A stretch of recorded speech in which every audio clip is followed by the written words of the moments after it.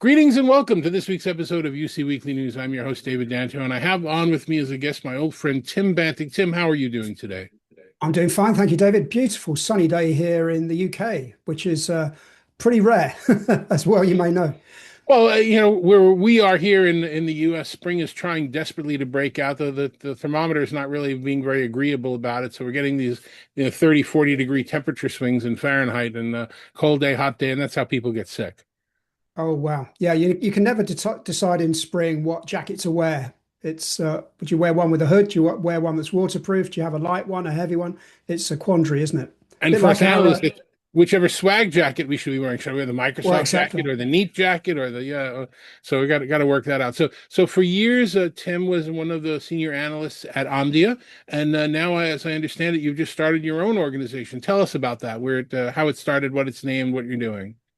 Certainly, Dave. Thank you very much. Yes. So what now what? That's the name of the company. So we look at the what, the news, the so what the implications are, and the now what is the recommendations really for both buyers and vendors.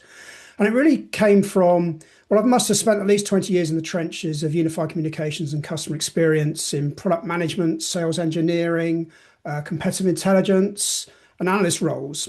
And I've seen both markets from many different perspectives. I think for me, there was one aha moment that really changed things up. And I remember one client at Enterprise Connect, they said, Tim, we spent hours briefing you on roadmaps and strategies, and in return, we get very little actionable feedback. And then when you do publish a report, it says the same thing to us as it does to our competitors. And that really hit me. I realized that the traditional analyst model was broken. It leads to this sort of almost like a sea of sameness. Vendors all speaking the same language because they're all reading the same reports, which leads to all this me too undifferentiated messaging. And I know as analysts, we've oftentimes sat in Enterprise Connect and said, you know what, you could substitute the logos of all of these vendors at the keynote and you wouldn't know which one's which. And I feel that if your messaging sounds the same as everyone else, you just fade into the background and it just becomes noise. So a generic report won't tell you why a market shift is happening or what buyers are really looking for or how a competitor's move might matter specifically to you. And that's why I started the company as a sort of antidote to generic advice and intelligence. Yeah, I support that and I believe that, for in a lot of ways you can talk about how I'm the senior most analyst out there in the industry. And in a lot of ways you can talk about how I'm the junior most analyst in the industry. I've only been doing this for a living for a couple of years now, although I have been writing and reporting on it. What scares and surprises me is just how much we've become influencers and not analysts. The It's difficult for me to find one of my colleagues to genuinely say something bad about a company. And we're eating the same food and drinking the same champagne and smelling the same things being cooked in the kitchen. And I know that there are dogs out there. There are problems with some of this stuff, and nobody's talking about it. And I've spent, like a 40-year career saying, you know what? This is my experience of this. This doesn't work. This isn't, you're off the mark. You're missing. And I'm just so stunned that so many of our colleagues right now are like, the little Lego men, everything is awesome, singing around all the time. This one was from the Arcadian days, but I think there's a real gap of honesty in our space right now. And it's something that I wish more of the analysts would agree to. Absolutely. We need honesty, we need trust, we need integrity. That builds confidence in your strategy. And as I've said, a friend will tell a friend that they got spinach between their teeth. They'll do it discreetly. They're not going to shout it out in the middle of a restaurant. But we need to up our game. We need to show vendors where they're exposed, where they've got same messaging, what they need to do. It's no good just coming out with the same generic fluff because that's not really actionable. And you end up with a lot of people walking on stages at trade shows saying, this is absolutely incredible. It's one of its kind. And then the next keynote, someone wheels in exactly the same thing with exactly the same features. Yeah, and a lot of the decisions are being made by terrific companies.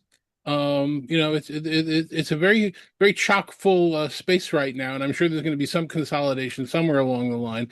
But so I don't hold any of them. I'm not angry with any of them, but it's very difficult to get the differentiation that one would be expecting, especially because they make these decisions inside an echo chamber. And one great example is a large platform to be remain nameless. Just had one of their big events in our industry right now, and pretty much announced that they were out of the business that they used to be in. And no one at the event, to my knowledge, I wasn't there. No one at the event said, "Excuse me, maybe not. Maybe you've got some existing customers that might be upset by this. Here's another way of looking at it." I don't think we really are doing a great job saying, here's the way this might go down, and maybe you might want to rethink this a little bit. And that's, I think, advice that a lot of the companies in our space could really use. Absolutely. The other area, that's a very key part, David, I think. The other area as well is I've been to these events and I've said, have you ever thought about doing XYZ or XYZ? And one vendor, again, that will remain nameless, said, well, that's not what our customers are asking for. And I've said, well, what about your non-customers? What about your prospects? Your customers will say, will want whatever you're offering them because they're your customers. What about all your competitors' prospects? And, what about what's going on there?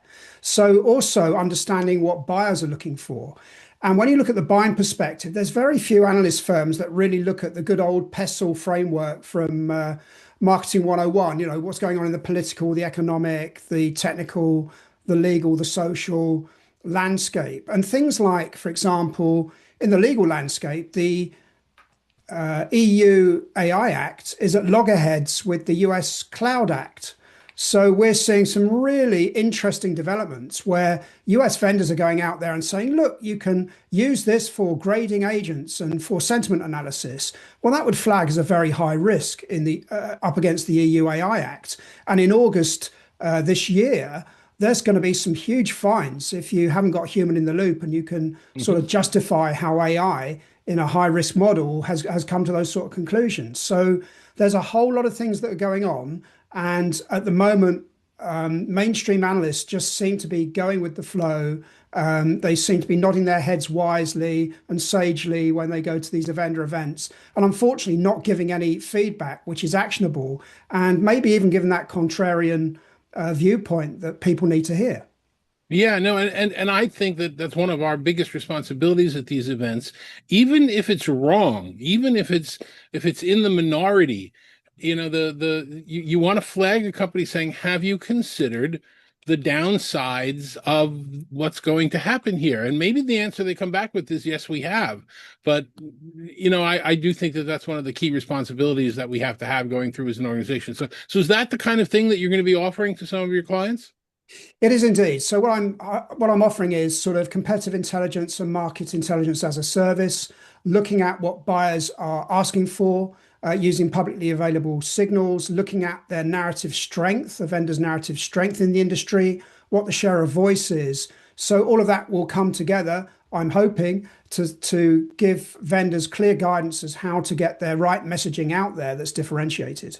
No, that's terrific. And we also have some as you point out, some very interesting roadblocks potentially coming up over the course of the next year. You mentioned one of them around how AI is being handled a little bit differently. You also have the issue that, for whatever the geopolitical reasons that are way beyond the purview of us to talk about, you've got this whole idea of sovereign communication where a number of countries are now saying, I'm not going to be using this publicly available service. I'm going to be using one where the data is kept in within my borders, and that could blow the lid on interoperability again and make it Yeah, very complicated. absolutely. And we've seen that with France and public sector accounts there that have ousted US vendors like Zoom and Microsoft Teams in favor for their own homegrown solution called Visio, which I think of as a Microsoft drawing product, but the French public sector look at it as a unified communications platform.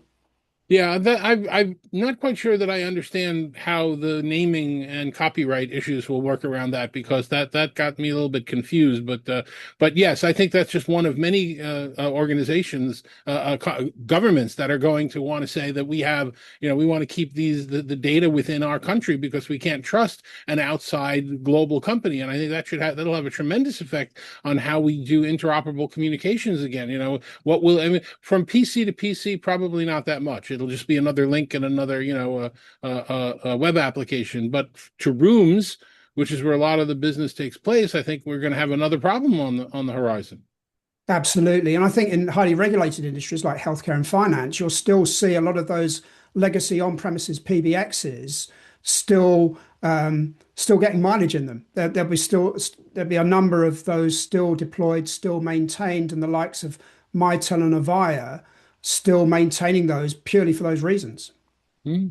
So do we have a new logo? Do we have a new website? Do we have any new information that We you do can share yet? indeed. Yep, yep. My favorite colors, purples, is a color that focuses quite clearly on my website, which is www.sowhatnowwhat.co.uk. And if people want to get in contact with me, it's tbanting@sowhatnowwhat.co.uk. It's all singing, all dancing at the moment. Yep.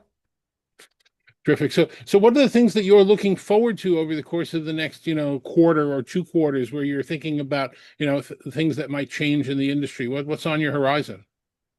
Well, I think for me, it's the categorization and the strategic clusters of unified communications, contact center, customer experience, and CPaaS.